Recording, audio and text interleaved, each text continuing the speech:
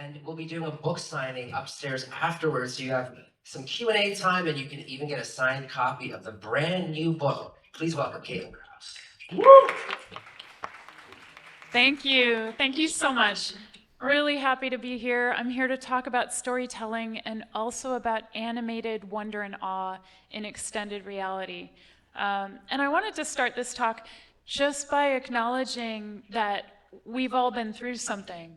So at this conference, even over the past few years coming out of a pandemic, being together in physicality is really special. And we're not the same. It's changed us. We move through things, things move through us. And a lot of what I focus on in my work in XR is about connection. So I'm here to talk about connection tonight, inside and outside, get playful, show examples, and ultimately talk about what moves us. I noticed there's a Banksy presentation here. You know, love is underneath everything, even if we don't say it during the talks, but this emotion that moves us and connects from human to human, mediated by tech, is also a consideration. I'm a storyteller, and I tell people that everybody is a storyteller. We all contain multitudes, and we have different stories to tell, and sometimes the media that we have in XR gives us that empowerment to be able to release those stories. My company, Mindwise, when I founded it, I thought, okay, I'm not alone. It's about that connection inside that can ripple out, extend, and reach other people. And at this conference, throughout the 2 days, I noticed those ripples of connection that extend between human and human, and also involving a certain form of nature. We've heard a lot about nature. So in this talk, I just want to remind each of us that we are biological. So as we exist in this really fast-paced, busy world, I don't know how many people feel like life gets like this sometimes. I know I do. It's just moving so fast.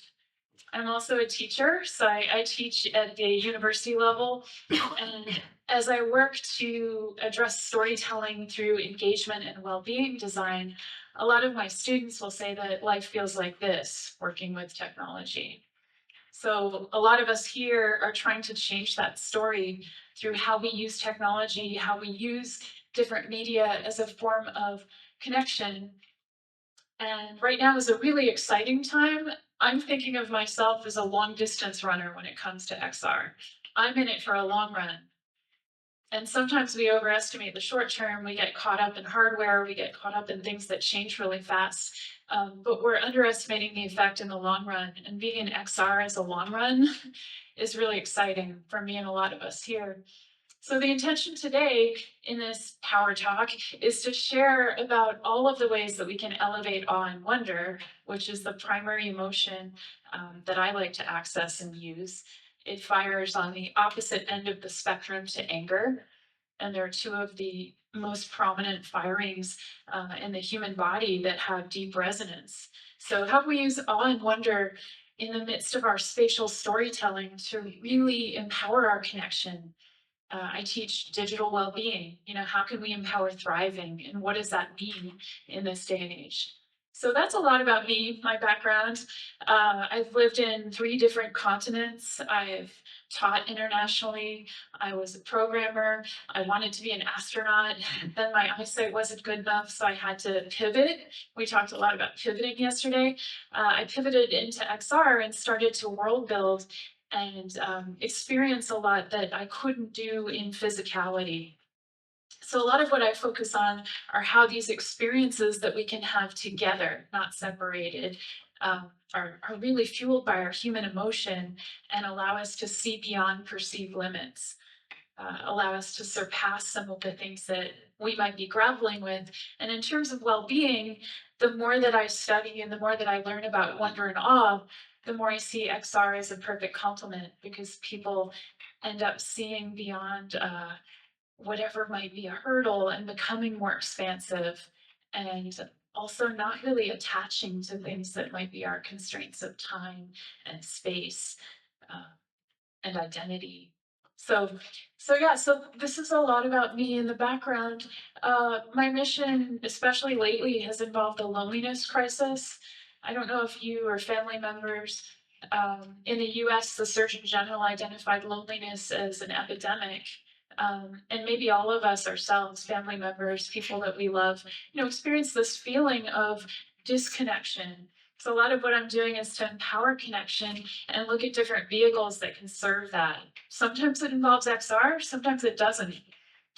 Through my work, I've been an explorer, a writer, so I've written a number of books, and today I'm lucky enough to be able to sit and have a book talk afterwards where I'll be signing some of the books and talking with people who want to stop by and ask questions. I started off working in XR as a journalist. So I was working at film festivals, documenting stories, got into immersive journalism. How many people are also journalists? Some kind of curiosity storyteller. So I was filming, and then I started to film with this camera that looked like Wall-E. Have you seen the movie Wall-E? So the Samsung 360. People would look at me and say, "What are you doing?" And I wanted to give the viewer a chance to see that they're inside of the story and they're not just viewing it externally.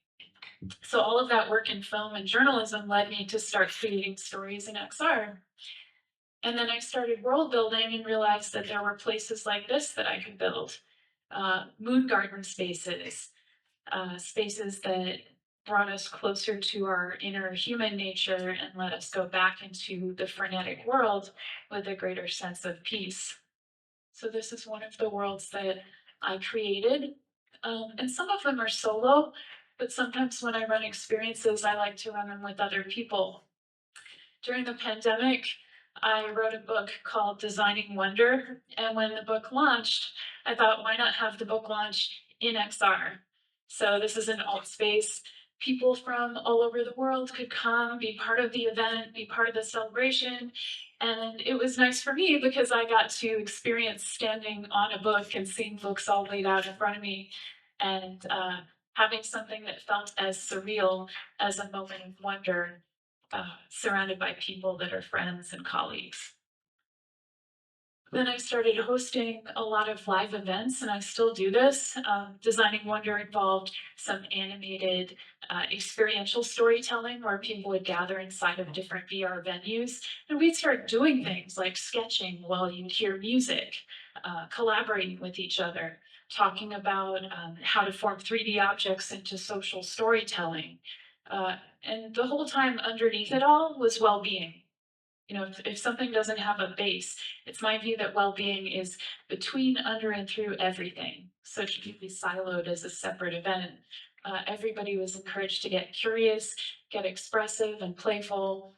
And by starting with safety, which is what I'll also talk about, we could get into this level of storytelling that was really based on trust and a shared sense of connection.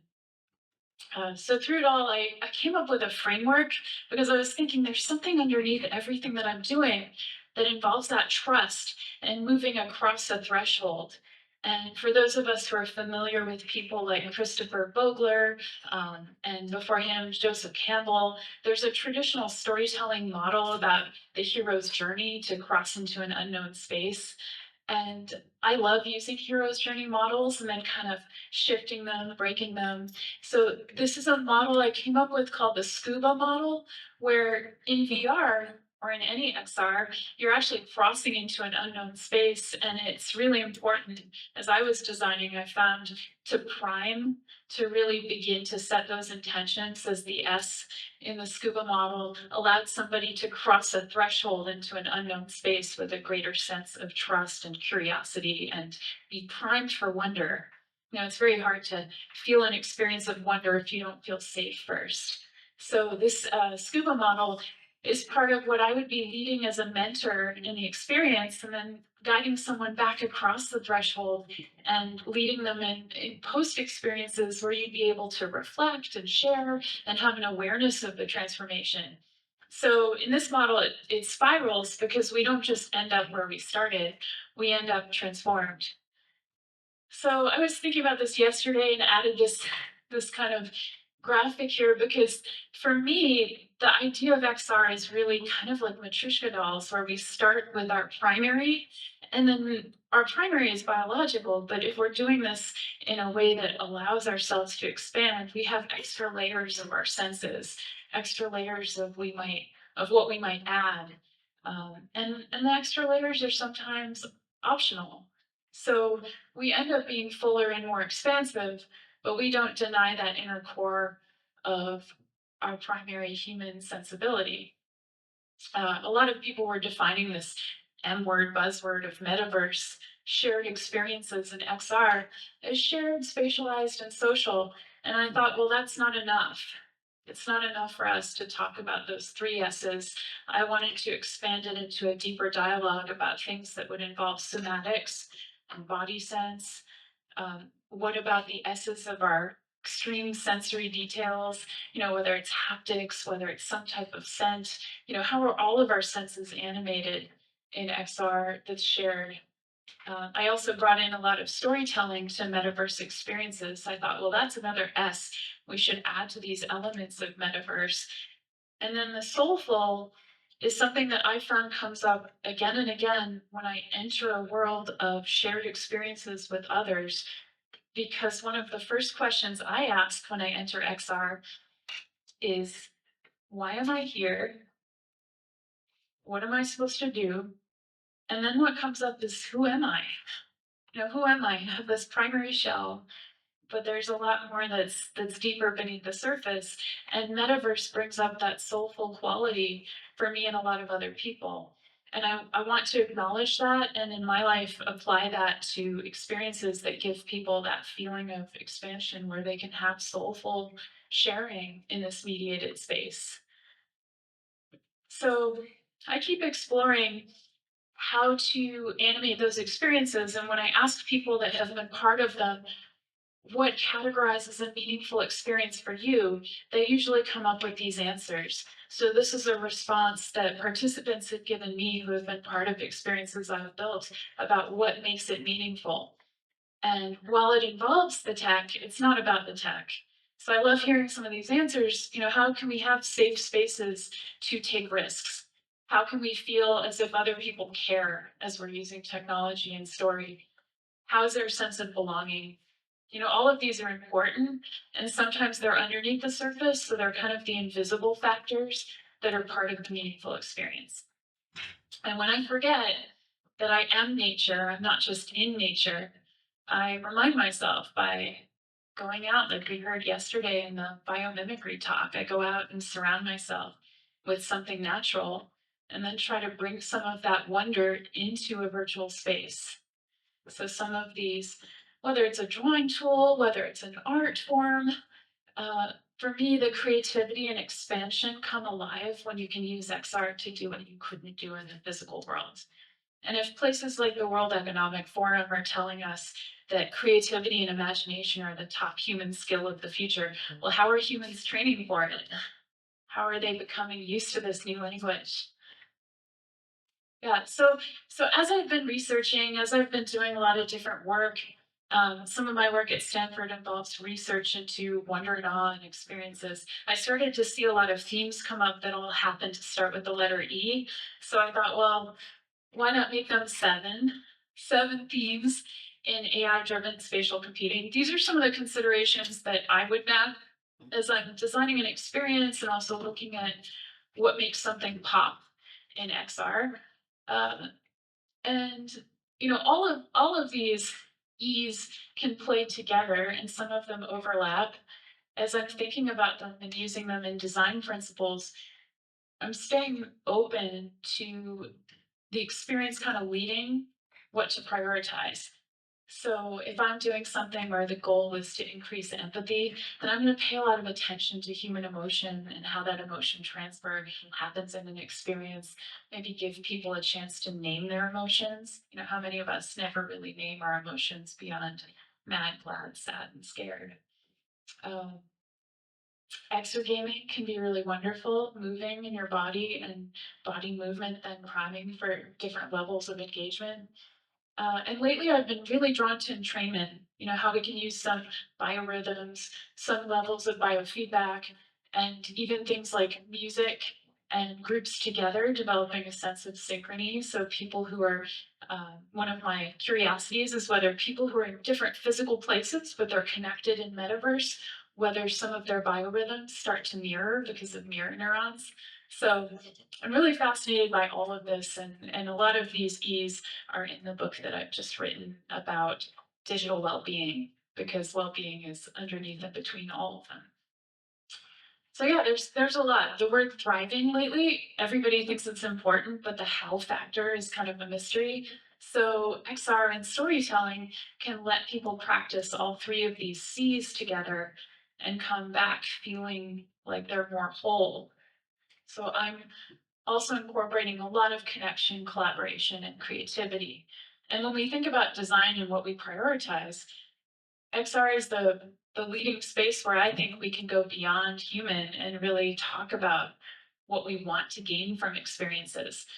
This book, Digital Wellbeing, I'm so excited. It's out in September. So I'm going to talk about it today at the table where I'll talk about books. And I have a book also that's my previous book that I brought with me that we can talk about. If people are interested in reading more about this, it's out September 24th, and the QR code takes you straight to the book page. So it's with Wiley as press, and I am super excited.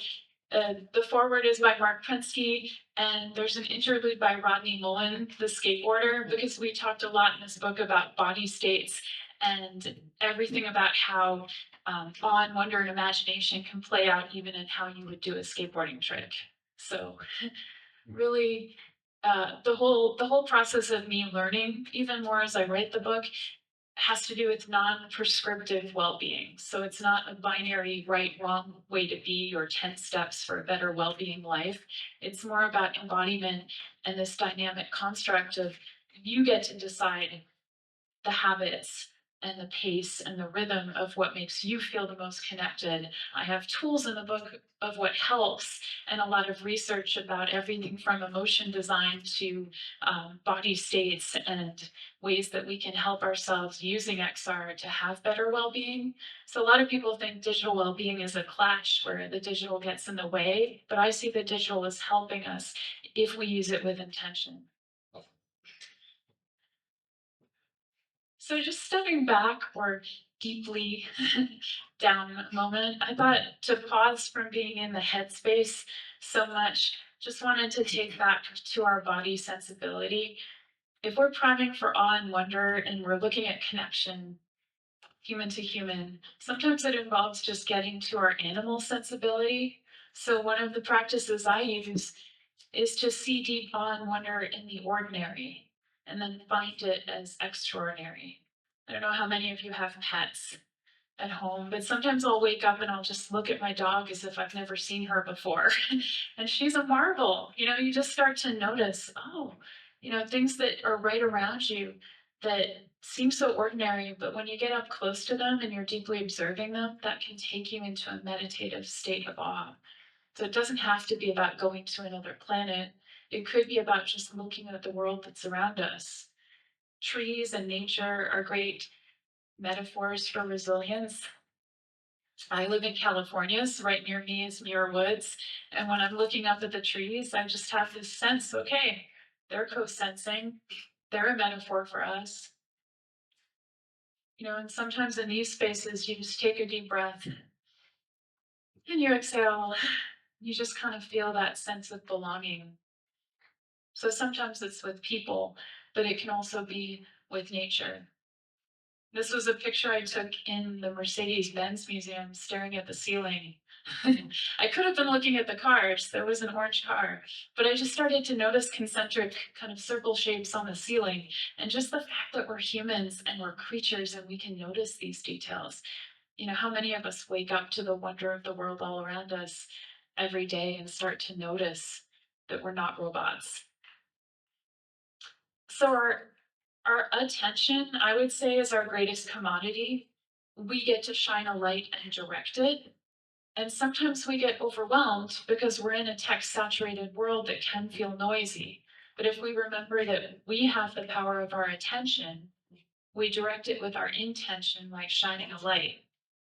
And once you start to shine that, there's a version of awe called the overview effect, where you start to see the connection between all different places, spaces, cultures, lands. Astronauts experience this overview effect of a deep sense of compassion and connection, um, because the whole world can be a source of marvel, a source of wonder, if we give ourselves that expansive kind of mindset. And storytelling for me is a vehicle to do that. Shared storytelling is the chance to connect with other humans, use those emotions, and kind of recognize extraordinary in the ordinary. I started to build a land called Arcadia. I've done a lot of different experiences that involve a human state of flow, so how we can use wonder and awe to get into flow states. And when people go into XR and they have these experiences, they allow themselves to recenter. These are just some examples. Partner exercises, where people are sharing experiences together and mirroring each other. You can have people embodying astronauts and gaining new perspectives. So any kind of experience you want to design with these shared storytelling principles, you can take it into any environment and start to feel like you're literally scuba diving as you're practicing scuba. And I like to be the curious person that's along for the journey, mentoring, but also exploring what it means to go beyond my own perceived limits. So what does it mean when we use these experiences as a connection engine? I won't play this too long because it can be really mesmerizing, but I'd like to kind of postulate that when you work in XR, you're pretty creative, and our inner worlds start to become connected to our outer worlds, and we feel like, okay, I'm a human Mobius strip. I'm not separated. And then the next step for me is learning I can be human. I can be fallible. The beauty is when the breaking happens. So well-being, resilience, and thriving has taught me more about humility and about that feeling of being able to be imperfect. And that's part of what the trust is. That's what the authenticity is.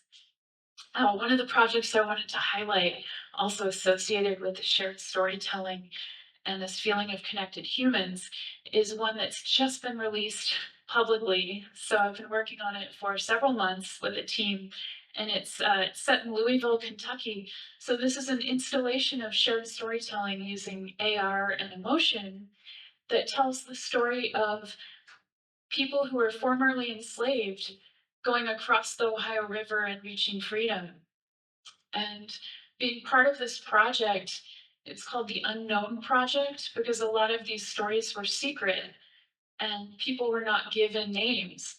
And so what happened is a lot of the foundations came together and said, how do we bring these stories to life using empowered connections so that everybody's invited to get curious and find out more? So this is the overview. We've been doing a lot of volumetric capture, script writing, engagement, and telling the stories of people both finding freedom, but also the whole story of their life conditions in the past, and using augmented reality to tell the tale in a way that's richly artistic, involving all different types of sensory experience. And these are some of the storyboards. The project's going to be released in September. I thought it would be especially meaningful too, because part of me learning about the story is learning that this river both separated freedom from enslavement and also could end up with people able to reach places like Toronto. So there's a story of Thornton and Lucy Blackburn, and they were in Kentucky. They were enslaved. They escaped. This is kind of the overview. They made their way to Toronto, and there's now a house, where previously they formed, Thornton was a taxi driver in Toronto. And just this whole story and the history and understanding the layers, being able to tell that using augmented reality, a lot of people didn't know these hidden stories and didn't have a sense of the past. Part of the story involves going to an enslaved cemetery where there were not markers for the graves, and creating the AR experience on that cemetery land. We saw the land firsthand. We got close to the physicality and the natural world and tried to let it inform us. So treating the situation with deep integrity and also letting creative animated wonder be part of what invites people to experience and feel that connection. I deeply believe that our future is calling out and asking for these type of layered stories that don't deny the physical, but let us all be part of co-shaping an even better reality.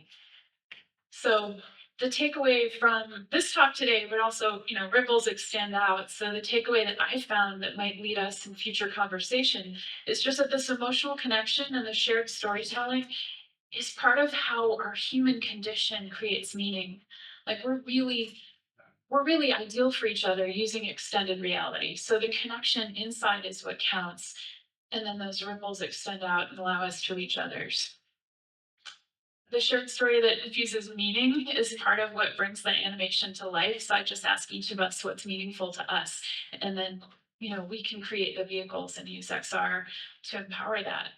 Um, yeah, and for me, the creativity that this digital world, the physical world is beautiful and wonderful, and there's also so many ways to experience flow and creative connection using XR. So person levels, collective levels. I wanted to close also just offering some of my own handwriting because I keep physical journals. And when people ask me, well, what leads you to have more well being in your life? We all need it. Uh, Sometimes some of these are what brings me a sense of awe, what brings me a sense of wonder. Um, I would add the ability to incorporate movement. I mean, all of these are interesting, but most of all, it's up to us. It's not prescriptive. It's an invitation to get playful and look at that connection. Curiosity is my number one trait, I would say. Maybe it's yours too. So today, as we celebrate this time together to get curious and get playful with each other and expansive, the metaphor of an enso and that spirit of connection that is deeply rooted in nature is what I definitely wanted to leave us with. So I will be here, as I was saying, the book Digital Wellbeing comes out in September, so I'll be talking about that at the book table. I also have copies of this book that came out last year. It's called Digital Satori, and it's a book of poems that I wrote that partly had to do with experiences I had researching whales and dolphins, decrypting animal communication using AI.